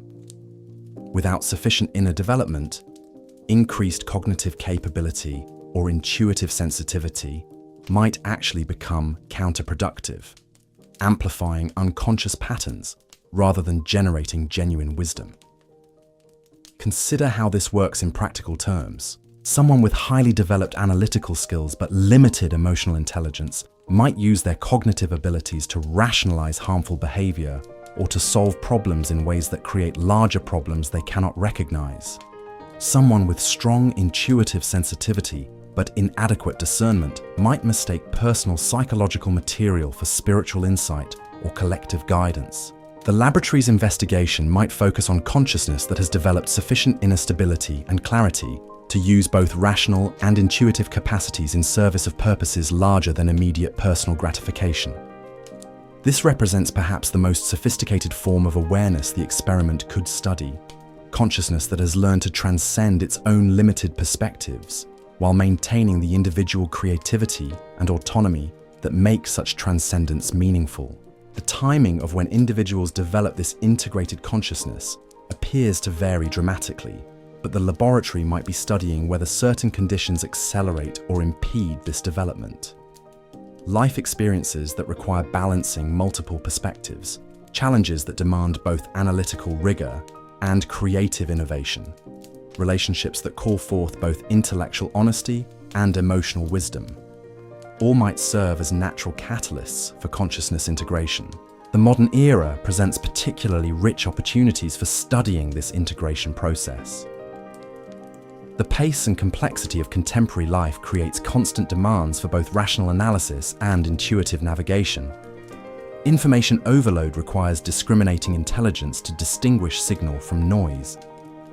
Rapid technological change demands adaptive creativity to respond effectively to unprecedented situations. Global interconnection calls for wisdom that can coordinate diverse perspectives toward shared purposes. Each of these contemporary challenges might serve as natural experiments in consciousness development, testing whether individuals can develop the integrated awareness necessary to thrive in environments that exceed the adaptive range of purely rational or purely intuitive approaches alone. The laboratory could be measuring not just whether people develop this integration, but how they develop it what factors accelerate or impede the process, and what levels of integration prove most effective under different conditions. The results might inform understanding about optimal pathways for consciousness development that could guide future experimental conditions. But perhaps the most intriguing aspect of intuitive development lies in its relationship to what many traditions describe as wisdom or spiritual insight. Intuition seems capable of accessing understanding that transcends the boundaries of individual knowledge and experience, as if consciousness can somehow tap into sources of information that extend beyond personal memory and logical deduction. This phenomenon raises profound questions about the nature of consciousness itself. If awareness can access wisdom that transcends individual experience, what does this suggest about the relationship between personal consciousness and larger patterns of intelligence that might operate at cosmic scales? The laboratory might be studying whether individual consciousness represents localized expressions of more universal awareness that becomes accessible through sufficient inner development and integration. If so, then the cultivation of intuitive wisdom might not just enhance individual capability, but actually connect personal awareness with whatever larger intelligence designed the experimental conditions in the first place. This connection could transform the relationship between subject and researcher in fundamental ways. Instead of consciousness being studied by external observers, awareness might be discovering its own deepest nature through the laboratory conditions, while simultaneously participating in designing those conditions through its own development and choices. The recursive loops become even more complex when consciousness recognizes its potential participation in its own investigation. This recognition changes the very awareness that might be understudy, creating feedback effects that make simple experimental design impossible, while opening possibilities for collaborative research between individual consciousness and whatever larger intelligence might be gathering data about awareness itself. The laboratory continues its work through every moment of intuitive insight, every integration of rational analysis with non-rational wisdom, every choice to develop inner qualities that serve purposes larger than immediate self-interest. The investigation deepens as consciousness discovers not just its own individual potential, but its capacity to participate in larger patterns of intelligence that might encompass everything from personal development to cosmic evolution. In those moments when intuitive understanding arrives unbidden, when sudden clarity illuminates problems that rational analysis couldn't solve, when wisdom emerges from sources deeper than personal knowledge, you might be encountering the laboratory at its most mysterious and profound level of operation, not through external manipulation, but through consciousness discovering its own unlimited capacity to access understanding that transcends the boundaries of individual experience, while remaining grounded in the practical challenges of navigating existence with increasing skill, compassion, and wisdom. The investigation continues through every choice between growth and stagnation, every opportunity to integrate multiple modes of awareness, every moment when consciousness recognizes its participation in something larger than individual survival, while maintaining the personal autonomy that makes such participation meaningful and authentic. And in that ongoing exploration, the boundaries between researcher and subject, between individual and cosmic consciousness, become increasingly fluid as awareness discovers that the laboratory of existence might be consciousness itself, investigating its own infinite potential through the endless variations of experience that each moment offers to minds willing to embrace both the mystery and the responsibility of conscious participation in whatever purpose emerges from awareness, exploring its own deepest nature. EPIST. The laboratory's design becomes most apparent when examining how consciousness responds to beauty. Not just aesthetic appreciation, but that profound recognition of harmony, proportion, and meaning that can transform ordinary moments into experiences of transcendent significance. Beauty appears to serve functions far beyond evolutionary explanations of mate selection or environmental assessment, suggesting it might be one of the laboratory's most sophisticated tools for studying consciousness at its deepest levels. Consider how encounters with genuine beauty, whether in nature, art, music, or human relationship, tend to produce remarkably consistent responses across cultures and throughout history. The experience often involves a temporary dissolution of ordinary self-concern, an expansion of awareness beyond personal boundaries, and a sense of connection with something larger and more meaningful than individual existence. These responses suggest that consciousness contains inherent capacities for recognizing patterns of significance that transcend immediate survival needs. The laboratory might use beauty as a way of measuring how developed these capacities become under various conditions, how readily consciousness can shift from self-centered focus to appreciation of larger harmonies and deeper meanings. The timing of when individuals develop sensitivity to different forms of beauty appears to follow predictable developmental sequences. Children often respond strongly to simple natural beauty, flowers, sunsets, animal behavior, while remaining relatively indifferent to complex artistic expressions that require sophisticated cultural knowledge to appreciate fully. Adolescents frequently discover intense aesthetic responses to music, poetry, or visual art that resonates with their emotional development and search for identity and meaning. Young adults might develop appreciation for beauty in intellectual frameworks, elegant solutions to complex problems, or the graceful integration of form and function in design and architecture. Later, life often brings capacity for recognizing beauty in subtlety, restraint, and the profound simplicity that emerges from deep understanding.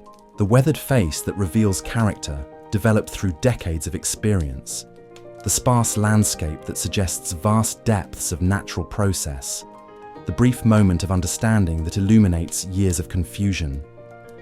The laboratory might track these developmental sequences to understand how consciousness naturally unfolds its capacity for aesthetic appreciation under optimal conditions. The patterns could reveal whether beauty serves primarily as reward for consciousness development or whether aesthetic experience actively drives awareness toward greater sophistication and wisdom. The creation of beauty presents even richer opportunities for consciousness research. When humans feel compelled to make music, paint images, write poetry, design buildings, or craft objects that serve no obvious utilitarian purpose, they're expressing drives that seem to emerge from the deepest levels of awareness itself. The creative process often involves states of consciousness markedly different from ordinary problem-solving or goal-directed thinking. Artists frequently report experiences of inspiration where ideas, images, or musical phrases seem to arise spontaneously from sources beyond personal knowledge or intention. The conscious mind becomes receptive rather than directive, allowing patterns to emerge that logical analysis alone could never generate. The laboratory might be particularly interested in these altered states of creative consciousness because they reveal awareness operating according to principles that remain largely mysterious, even to those who experience them regularly. The capacity to access non-rational sources of meaningful pattern and expression suggests that consciousness contains depths that ordinary self-reflection cannot penetrate directly. Yet successful artistic creation typically requires more than passive receptivity to inspiration. The most profound artistic achievements usually emerge from the integration of spontaneous creativity with disciplined skill, cultural knowledge, and refined judgment about what serves larger purposes rather than mere self-expression. This integration mirrors the same pattern we observed with rational and intuitive consciousness. The most sophisticated awareness develops multiple capacities fully while learning to orchestrate their collaboration effectively. Artistic consciousness that relies solely on inspiration without developing technical skill often produces work that feels sincere but lacks the precision necessary for deep communication. Conversely, technical mastery without authentic inspiration tends to generate work that demonstrates competence but fails to touch the deeper levels of human experience. The laboratory could be studying how consciousness learns to balance these complementary aspects of creative awareness, measuring which combinations prove most effective for generating beauty that serves both individual development and collective enrichment. The results might reveal optimal pathways for cultivating creative consciousness that could inform educational approaches and cultural conditions. But the laboratory's interest in beauty might extend beyond individual aesthetic development to encompass beauty as a fundamental organizing principle of existence itself. Many contemplative traditions suggest that beauty, truth, and goodness represent different aspects of the same underlying reality, and that consciousness development naturally leads toward greater appreciation and embodiment of all three qualities. From this perspective, aesthetic sensitivity isn't just one capacity among many that consciousness can develop, but rather a direct perception of the harmony and meaningfulness that characterizes existence at its deepest levels. The laboratory might be designed according to aesthetic principles, creating conditions that are not just functional for consciousness development, but beautiful in ways that support and enhance that development. Consider how this might work in practice. Natural environments that humans find most beautiful, landscapes with varied terrain, clean water, diverse plant and animal life, balanced proportions of openness and shelter, tend to be precisely the conditions most conducive to physical and psychological health. The aesthetic appeal might serve as consciousness's way of recognizing optimal conditions for its own flourishing. Similarly, human relationships that feel most beautiful, characterized by mutual respect, genuine affection, shared growth, and creative collaboration, tend to be precisely the relationships that most effectively support individual development while contributing to collective wisdom and capability. The laboratory might integrate aesthetic principles throughout its design, ensuring that consciousness development occurs within conditions that not only serve functional purposes, but also embody the beauty that emerges when form perfectly serves deeper purpose. This integration could make the experimental conditions themselves sources of inspiration and meaning, rather than mere constraints or challenges to overcome. The study of beauty also reveals consciousness grappling with questions of value and meaning that extend far beyond personal preference or cultural conditioning. When you encounter something genuinely beautiful, the experience often carries a sense of recognition rather than mere appreciation, as if consciousness were remembering something important about the nature of existence itself. This recognition suggests that beauty might serve as a form of communication between consciousness and whatever deeper intelligence designed the conditions for awareness development. Each encounter with authentic beauty could provide information about the principles that govern optimal existence, the patterns that characterize reality at its most harmonious and meaningful levels. The laboratory might use beauty as a feedback mechanism, indicating to consciousness when it's moving in directions that align with larger purposes and deeper truths. Experiences of beauty could serve as confirmation that awareness is developing along pathways that serve not just individual flourishing, but the evolution of consciousness itself toward greater wisdom, compassion, and creative capability. This feedback function would explain why beauty often seems to call forth responses that transcend immediate self-interest. Encounters with profound beauty frequently inspire people toward greater generosity, deeper commitment to truth, and more compassionate engagement with others. The aesthetic experience seems to awaken recognition of values and possibilities that purely rational analysis might not access directly. The laboratory could be measuring how effectively beauty serves this inspirational function under various conditions. Does exposure to natural beauty consistently promote pro-social behavior and ethical development? Do artistic traditions that emphasize transcendent aesthetic values produce individuals more committed to collective welfare? Does the cultivation of aesthetic sensitivity correlate with development of wisdom and compassion across different cultural contexts? The answers might reveal whether beauty serves primarily as ornamental addition to functional existence, or as fundamental guidance system that helps consciousness navigate toward its highest potential. If the latter, then aesthetic education and the cultivation of environments that embody genuine beauty might prove essential for optimal consciousness development, rather than mere luxury that societies can afford only after addressing more basic needs. The laboratory continues gathering data through every moment of aesthetic appreciation, every creative act that brings new beauty into existence, every choice to cultivate conditions that honor both functional effectiveness and deeper harmony. The investigation deepens as consciousness discovers not just its capacity to recognize and create beauty, but its participation in larger patterns of aesthetic intelligence that might govern everything from individual development to cosmic evolution.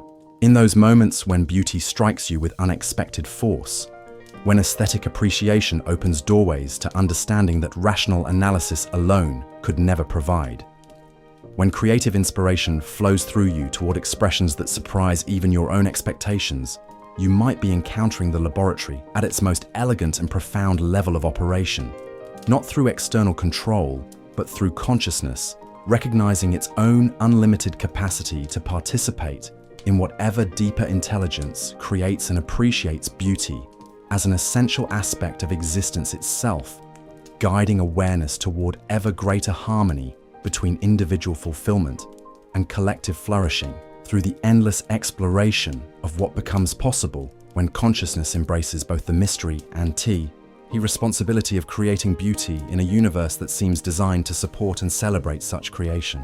The laboratory's most intricate mechanism might operate through what appears to be the simple act of forgetting, not the gradual decay of memory that comes with age, but the selective editing that consciousness performs on its own experiences, determining which moments deserve permanent storage and which can be safely released into obscurity. This process reveals something remarkable about how awareness manages its own development. You don't retain detailed memories of every routine Tuesday afternoon or mundane conversation with acquaintances. Instead, consciousness appears to curate its own archive, preserving experiences that contain the richest opportunities for continued learning, while allowing repetitive or insignificant events to fade naturally. The laboratory might be studying this curation process as one of consciousness's most sophisticated self-optimization mechanisms. By observing which experiences different individuals choose to remember vividly and which they allow to dissolve, researchers could map the value systems and developmental priorities that operate beneath the threshold of conscious awareness. Consider how emotional intensity affects memory formation. Events accompanied by strong feelings, whether positive or negative, tend to create lasting impressions that remain accessible for decades. But the laboratory's design goes deeper than simple emotional weighting.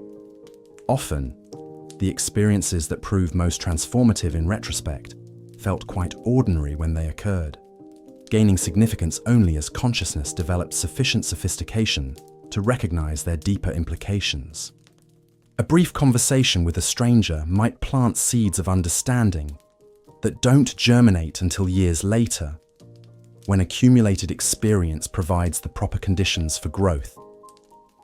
A moment of natural beauty might create subtle shifts in perspective that influence countless future choices in ways the observer never consciously tracks. The laboratory might orchestrate these delayed release experiences, embedding insights into memory that will activate precisely when consciousness is ready to integrate them effectively. This temporal architecture of learning suggests that consciousness development follows principles more complex than simple cause and effect. The laboratory appears to work with what we might call developmental readiness, providing information and experiences in sequences that maximize their transformative potential, rather than delivering everything at once in overwhelming torrents. The phenomenon becomes particularly intriguing when examining how forgotten experiences sometimes resurface unexpectedly.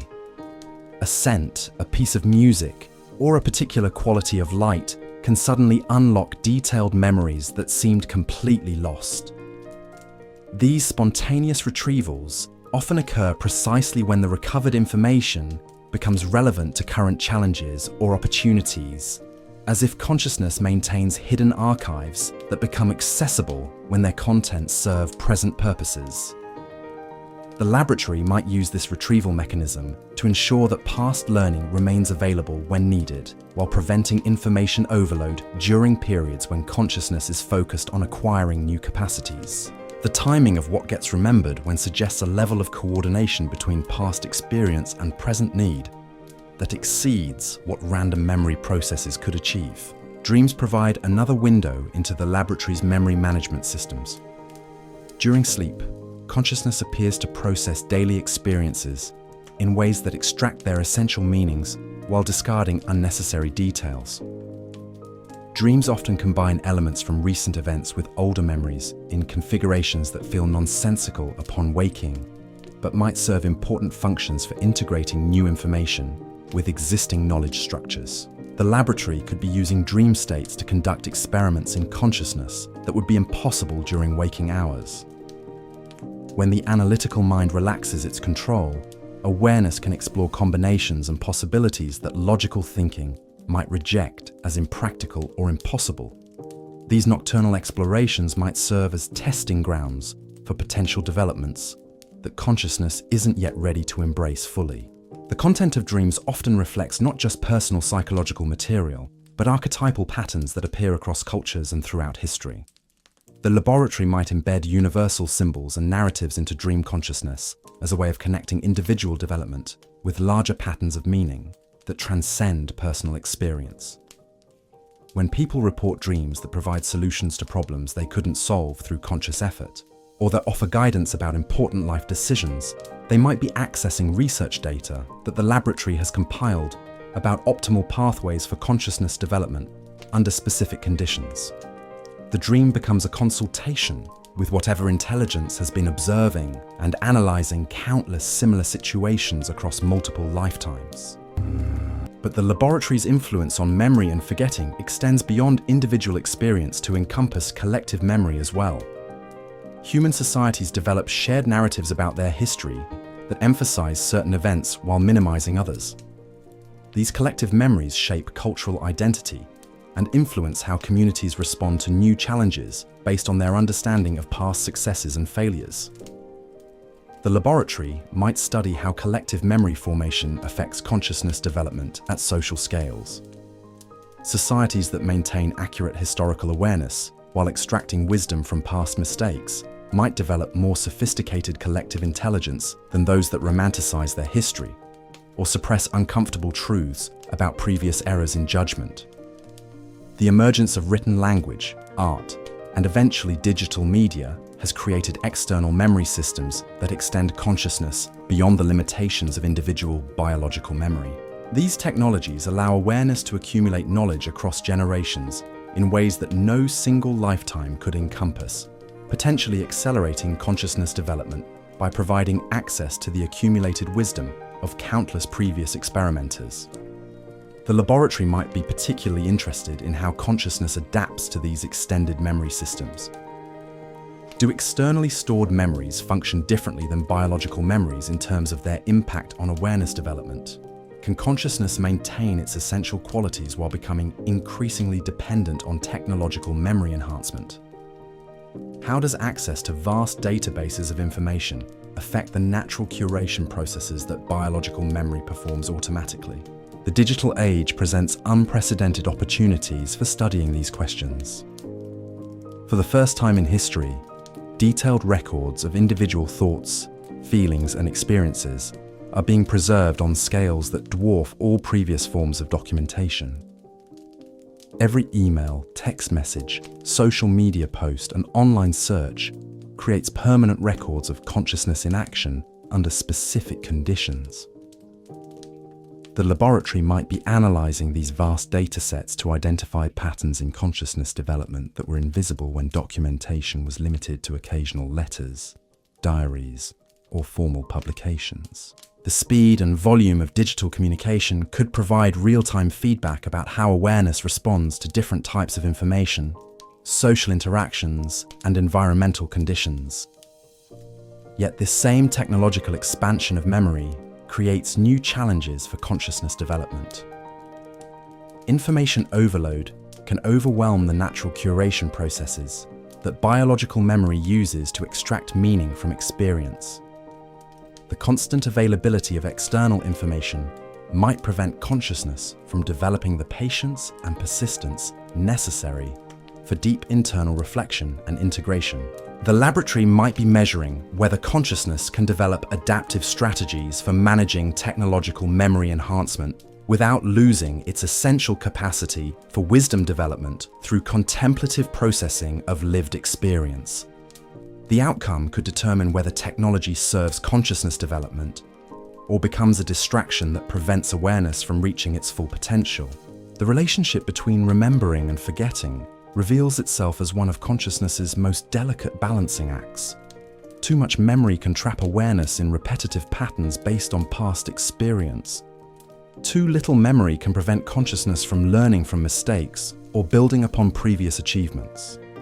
The laboratory might be designed to test how different memory configurations affect consciousness development under various conditions. Individuals who develop the capacity to remember lessons while releasing attachment to specific outcomes might demonstrate optimal memory management for continued growth.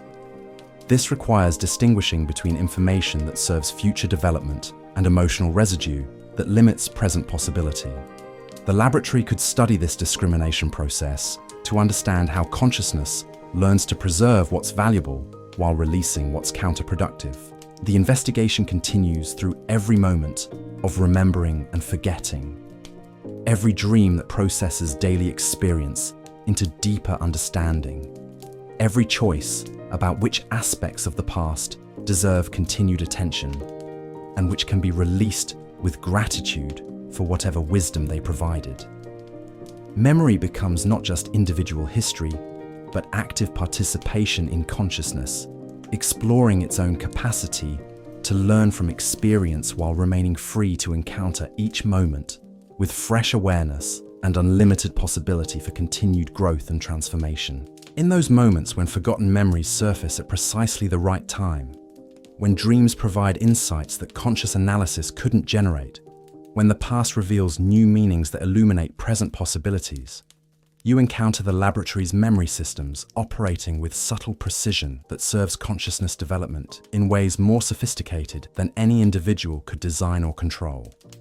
The investigation deepens through awareness, discovering its own unlimited capacity to extract wisdom from experience, while maintaining the flexibility necessary for continued adaptation to whatever new challenges and opportunities each moment offers to minds willing to embrace both remembering and forgetting as essential tools for navigating the endless mystery of conscious existence. The laboratory's design reaches perhaps its most elegant expression in the phenomenon of synchronicity. Those moments when external events align with internal states in ways that feel too meaningful to dismiss as mere coincidence, yet too subtle to prove as deliberate intervention.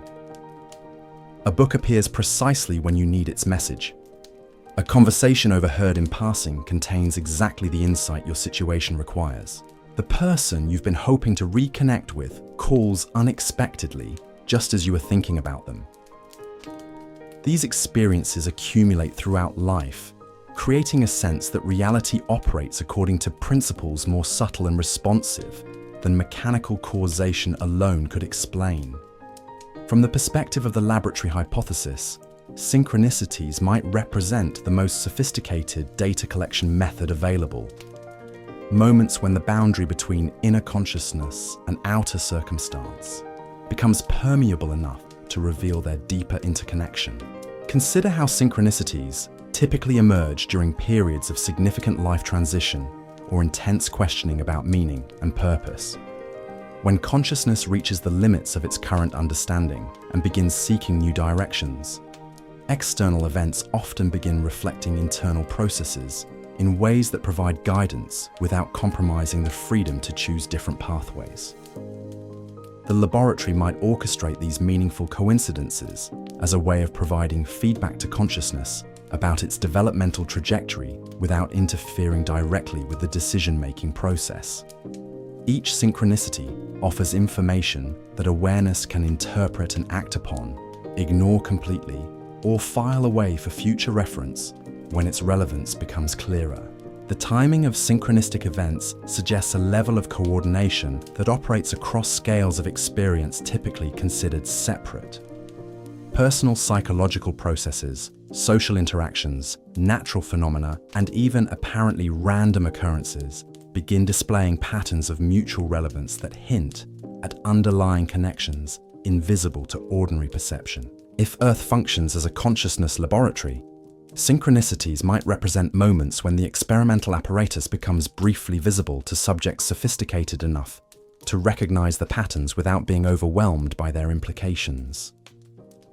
The experiences serve as progress indicators, showing consciousness that it's developing the sensitivity necessary to perceive the deeper order that governs its experimental conditions. The laboratory's influence through synchronicity would be remarkably elegant because it preserves complete interpretive freedom while providing rich opportunities for meaning-making. Skeptical individuals can dismiss these experiences as confirmation bias or selective attention. Those inclined toward meaning-making can find profound significance in the same events. Both responses provide valuable data about how different types of consciousness handle ambiguous phenomena. This interpretive flexibility might be essential for maintaining the authenticity of consciousness development. If synchronicities were obviously supernatural or undeniably meaningful, they would force specific conclusions rather than allowing awareness to develop its own capacity for discernment and meaning-making. The ambiguity preserves the conditions necessary for genuine choice while providing subtle guidance for those who develop sufficient sensitivity to recognize it. The phenomenon becomes particularly intriguing when synchronicities involve multiple people simultaneously.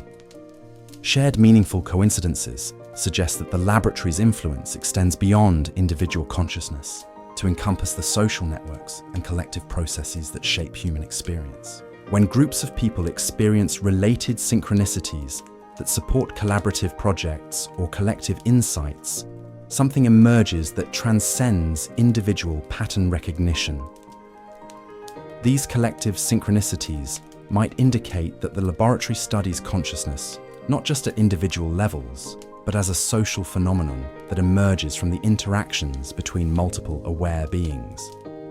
The meaningful coincidences become tools for coordinating collective development while preserving individual autonomy and creative contribution. The digital age has created new possibilities for synchronistic experience through the vast networks of information and communication that connect individual consciousness across traditional boundaries of space and time. Ideas, images, and insights can propagate through these networks in ways that create meaningful convergences for people who have never met but are grappling with similar questions or challenges. The laboratory might be using technological connectivity to accelerate synchronistic feedback loops, allowing consciousness development to benefit from collective intelligence while maintaining the personal intimacy that makes individual growth experiences meaningful and transformative. Yet the same technological systems that enable unprecedented synchronicity can also create artificial patterns that mimic meaningful coincidence without serving genuine consciousness development. Algorithmic content delivery systems can create the appearance of synchronicity by presenting information based on data profiles rather than deeper patterns of meaning and growth. The laboratory might be measuring whether consciousness can develop sufficient discernment to distinguish between authentic synchronicity that serves developmental purposes and manufactured coincidence that serves commercial or manipulative agendas. This discrimination requires subtle awareness that can recognize the difference between meaning that emerges from deeper intelligence and patterns that emerge from clever programming. The cultivation of synchronistic awareness appears to require a particular kind of attention that remains alert to possibilities without becoming fixated on outcomes. Consciousness must develop enough sensitivity to notice meaningful patterns while maintaining enough flexibility to avoid forcing interpretations that serve wishful thinking rather than genuine insight. This balanced awareness represents another form of the integration we've observed throughout consciousness development. Just as optimal awareness requires balancing rational analysis with intuitive insight, synchronistic sensitivity demands integrating pattern recognition with emotional equilibrium, meaning making with intellectual humility, The laboratory could be studying how consciousness develops this integrated capacity under various conditions, measuring which approaches prove most effective for cultivating authentic synchronistic awareness that serves continued growth rather than psychological inflation or paranoid projection. The investigation continues through every meaningful coincidence noticed or ignored, every choice to interpret ambiguous events as significant or random, every moment when consciousness must decide how much weight to give experiences that feel meaningful but resist rational explanation. Synchronicity becomes a continuous dialogue between individual awareness and whatever larger intelligence might be coordinating the conditions for consciousness development. In those moments when outer events mirror inner processes with uncanny precision, when the universe seems to respond to questions you haven't even formulated clearly, when reality reveals patterns of meaning that logical analysis couldn't predict, you might be encountering the laboratory's most sophisticated communication system, not through direct instruction, but through consciousness, discovering its own capacity to recognize the deeper order that coordinates individual development with collective evolution toward possibilities that remain forever, just beyond current understanding, yet always beckoning awareness forward into territories of experience that each generation explores for the first time, while contributing to an investigation that spans cosmic scales of space and time. The laboratory's most subtle intervention might occur through what appears to be the natural aging process itself. Not just the gradual decline of physical capabilities, but the systematic way consciousness transforms its priorities, perspectives, and capacities across the decades of human life. Each stage of aging seems to unlock new forms of awareness while closing others, as if the passage of time serves experimental purposes beyond simple biological necessity. Consider how dramatically your relationship with time itself changes throughout life. Children experience duration as elastic, with summer afternoons stretching toward infinity and Christmas arriving at geological speeds. Young adults often feel time accelerating, packed with intense experiences and rapid learning that compress years of development into what later memory recalls as brief, vivid periods. Middle age introduces a strange temporal paradox, where individual days can feel routine and predictable, while years seem to vanish with alarming speed. Yet this apparent acceleration often coincides with deeper forms of understanding that require extended time periods to develop fully. The wisdom that emerges from decades of relationship, parenting, or professional mastery couldn't be acquired through any amount of intensive study or accelerated experience. Later life frequently brings a return to more spacious time perception, but accompanied by awareness of temporal limits that younger consciousness cannot fully comprehend. This combination of expanded present moment awareness with acute recognition of finite duration creates conditions uniquely suited for certain types of consciousness development that might be impossible under other temporal configurations. The laboratory might be using aging as a way of ensuring that consciousness encounters the full spectrum of temporal experiences necessary for complete development. Each life stage provides access to forms of awareness that other stages cannot generate, creating a comprehensive survey of consciousness operating under different temporal constraints and opportunities. The physical changes of aging serve this experimental design in fascinating ways.